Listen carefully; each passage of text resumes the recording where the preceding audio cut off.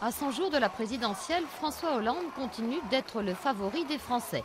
Mais ces derniers temps, le candidat socialiste accuse une baisse dans les sondages, comme si les futurs électeurs attendaient que la campagne pour la présidentielle démarre vraiment. On attend que l'un et l'autre fassent des propositions concrètes, des propositions fortes, et on a un phénomène de lassitude. D'où un sentiment, pour une partie des électeurs socialistes comme pour une partie des électeurs UMP, que ces deux principaux candidats un peu patinent. D'après les politologues, Nicolas Sarkozy n'entrera en campagne qu'au début du mois de mars, le plus tardivement possible.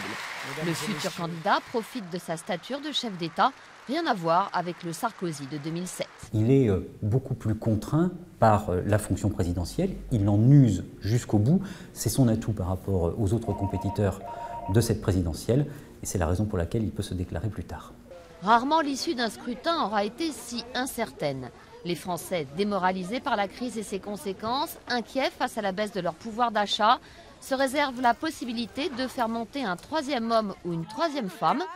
Marine Le Pen est créditée de 16 à 20% selon les instituts de sondage, mais François Bayrou tient également la rampe avec 11 à 14% des intentions de vote. Préserver le système ou le changer, tel sera l'enjeu de cette élection.